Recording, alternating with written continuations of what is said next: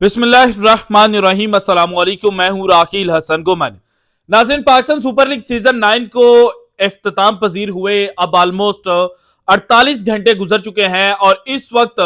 Pakistan cricket board के जो inner circles हैं उनके अंदर ये डिस्कशन चल रही है कि जो 25 मेंबर स्क्वाड ने काकुल में जाकर आर्मी ट्रेनिंग हासिल करनी है और उस कैंप के लिए जो लड़के चूज किए जाए वो कौन से हों, क्योंकि जिन लड़कों को आपने सिलेक्ट करना है उनको टी20 वर्ल्ड कप 2024 को जहन में रखकर करना है। और जनाब, जिन लड़कों की अभी फिटनेस बेहतर की जाएगी ये पाकिस्तान को टी20 वर्ल्ड कप 2024 भी जितवाने की जो सलाहियत है वो रखते हैं, क्योंकि जो काकुल में ट्रेनिंग के लिए जनाब जो गाइडलाइंस तरतीब दी गई थी और जिस वजह से यह कहा गया था कि काकुल के अंदर ट्रेनिंग बड़ी लाजमी हो चुकी है पाकिस्तान के प्लेयर्स की, उसके पीछे की कहानी यह थी कि मोहसिन नकवी साहब ने यह कहा कि जनाब मैं मैचेस देखने के लिए स्टेडियम में गया हूं और वहां पर जो गेंद शायकीन क्रिकेट के दरमियान पहुंच रही है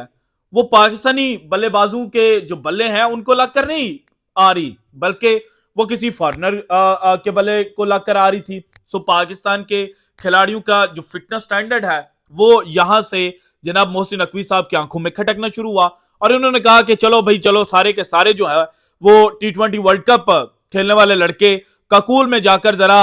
10 दिनों की ट्रेनिंग करो और वहां पर आर्मी इंस्ट्रक्शंस के अंडर तुम्हें जो रगड़ा है वो लगे। और रगड़े का लफ्ज मैंने इसलिए इस्तेमाल किया क्योंकि मैं खुद जनाब एक आर्मी इंस्टीट्यूट के अंदर ट्रेनिंग कर चुका हूं और मैट्रिक तक मैंने जनाब army burner college for boys Abbottabad के अंदर स्टडी की थी और वहां पर मुझे पता है कि जब ट्रेनिंग करवाई जाती थी तो उसको ट्रेनिंग नहीं कहा जाता, तो उसको कहा जाता था कि जनाब तुम्हें आओ जरा बताएं कि रगड़ा होता क्या है। सो जो रगड़ा अब लगना था खिलाड़ियों को तो उसके हवाले से एक अपडेट आई है और इसी बीच पाकिस्तान के दो बड़े खिलाड़ी जिनके फैंस जनाब इनको पाकिस्तान टीम के अंदर देखना चाहते हैं उनके हवाले से अपडेट आई है। इमाद वसीम और मोहम्मद आमिर दोनों इंटरनेशनल क्रिकेट से रिटायरमेंट अनाउंस कर चुके हैं, लेकिन फिर भी इनके फैंस ये चाहते हैं कि जनाब इमाद वसीम और मोहम्मद आमिर को पाकिस्तान की जो टी20 साइड है जिसने जून के अंदर जाकर टी20 वर्ल्ड कप 2024 खेलना है उसमें शामिल किया जाए। तो अब जनाब जो सिलेक्शन कमेटी है वो भी पहली दफा मोहम्मद आमिर और इमाद वसीम को लेकर बोली है और दोनों ने जनाब ये कहा है कि हम इनको टीम में लेने के लिए राजी हैं, मगर हमारी एक शर्त है। अब वो शर्त क्या है ये जनाब आज की वीडियो में मैंने आपके साथ शेयर करना है। इसके अलावा मोहसिन नकवी साहब का जो पहला फरमान जारी हुआ है उसने बाबर आजम और शाहीन शाह अफरीदी समेत जो सीनियर क्रिकेटर्स हैं पाकिस्तान क्रिकेट टीम के अंदर उनको परेशान करके रख दिया है। वो जनाब परेशानी क्या है और पहला फरमान क्या है ये भी आज की वीडियो में मैंने आपके साथ शेयर करना है। और इसके अलावा जनाब जो 25 मेंबर स्क्वाड ने काकुल के अंदर जाकर ट्रेनिंग करनी है उसमें कौन कौन से नाम शामिल हो सकते हैं जो नए नाम हैं और इसकी भी इनिशियल डिटेल सामने आई है, ये भी आपके साथ शेयर करूंगा। लेकिन सबसे पहले जनाब Usman Khan UAE cricket board की जानिब से एनओसी लेकर पाकिस्तान सुपर लीग सीजन 9 खेलने के लिए ये आए और फिर पाकिस्तान सुपर लीग सीजन 9 के अंदर इन्होंने जब पहली सेंचुरी दागी तो उसके बाद ये कहा गया कि जनाब इसका नाम तो किसी पाकिस्तानी की तर्ज का लगता है या फिर जनाब जो इसका हुलिया है जो इसके चेहरे के जनाब नक्श है ये किसी अरबी क्रिकेटर के तो लगते नहीं है, ये तो लगता है कि जैसे कोई पंजाब का कोई पंजाबी खिलाड़ी है। तो बाद में ये चीज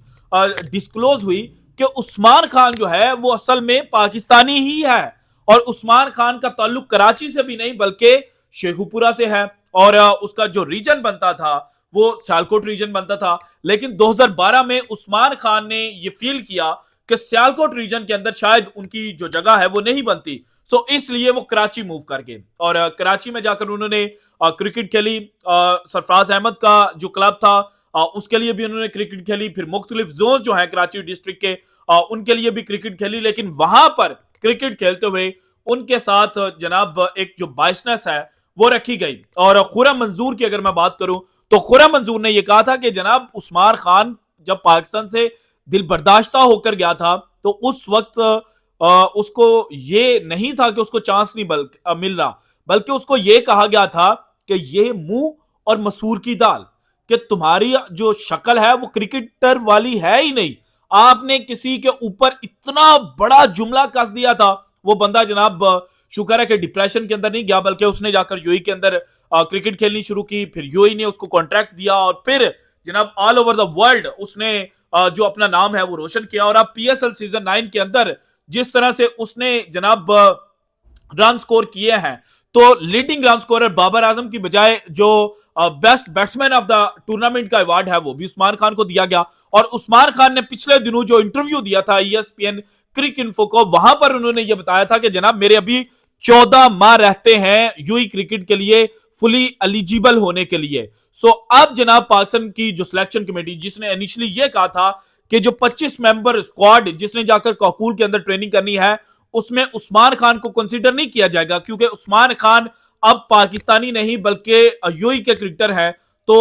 वही सिलेक्शन कमेटी जो है वो जनाब बैकफुट पर गई है और पाकिस्तानी क्रिकेट फैंस ने जो आवाज उस्मान खान के लिए उठाई थी, तो उसकी वजह से अब पाकिस्तान क्रिकेट बोर्ड जो है वो उस्मान खान को इनवाइट करने जा रहा है जनाब 25 मेंबर स्क्वाड के लिए। और अब उस्मान खान के ऊपर डिपेंड करता है कि ये पीसीबी के ऑफर को एक्सेप्ट करते हैं, काकूल के अंदर जाकर ट्रेनिंग करते हैं, क्योंकि साथ ये कहा गया कि अगर ये काकूल के अंदर ट्रेनिंग करेंगे तो उसके बाद ही जनाब इनको पाकिस्तान की जो टी20 साइड है उसके अंदर जगह मिल सकती है। सो जनाब it's high time for Usman Khan, और उनको अब जनाब अपना अच्छा और बुरा दोनों सोचने हैं कि अगर पाकिस्तान क्रिकेट के साथ वो स्टे करते हैं तो उनके लिए क्या बेनिफिट्स हैं, और अगर वो पाकिस्तान के साथ स्टे नहीं करते तो फिर यूएई क्रिकेट के साथ जनाब मुंसलिक होकर उनको क्या बेनिफिट्स जो है वो जनाब फ्यूचर के अंदर मिल सकते हैं। इसके बाद जनाब बाबर आजम और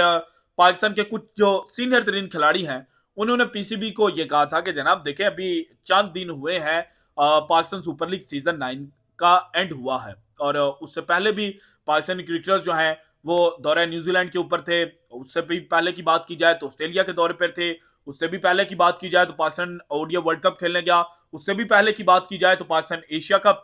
2023 खेलने के लिए गया। तो पाकिस्तान के जो सीनियर खिलाड़ी हैं वो शायद थकावट महसूस कर रहे थे और वो फैमिलीज के साथ टाइम स्पेंड करना चाहते थे। और बाबर आजम तो जनाब इमामुल हक के साथ और अपने भाई के साथ गालिबन उम्रे के लिए भी चले गए हैं। सो पाकिस्तान क्रिकेट बोर्ड को ये सजेशन पुटअप की गई थी कि जनाब जो काकूल के अंदर कैंप लगना है उसको कुछ दिन डिले कर दिया जाए, लेकिन पाकिस्तान क्रिकेट बोर्ड ने कहा कि जनाब हमारे पास बड़ी शॉर्ट सी विंडो है और हमने बड़ी मुश्किल से ये जो विंडो है ये निकाली है। सो इसी विंडो के दरमियान जनाब जो ट्रेनिंग है वो काकूल के अंदर होगी और सीनियर प्लेयर्स को कहा गया कि जनाब आप इस कैंप के अंदर रिपोर्ट करते हुए नजर आए। इसके बाद जनाब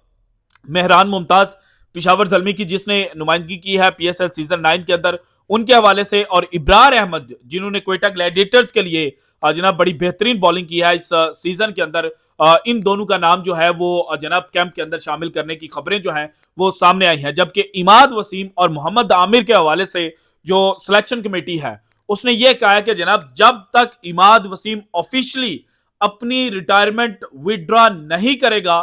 तब तक इमाद वसीम को कंसीडर नहीं किया जाएगा। और जनाब जो क्रिकेट पाकिस्तान की खबर है अगर उसका रेफरेंस मैं आपके सामने रखूं तो उनका यह कहना है कि जो इनिशियल लिस्ट बनी है 25 खिलाड़ियों की उसमें इमाद वसीम का नाम शामिल नहीं है, लेकिन अगर अनाउंसमेंट से पहले या अनाउंसमेंट के फौरन बाद इमाद वसीम साहब जो हैं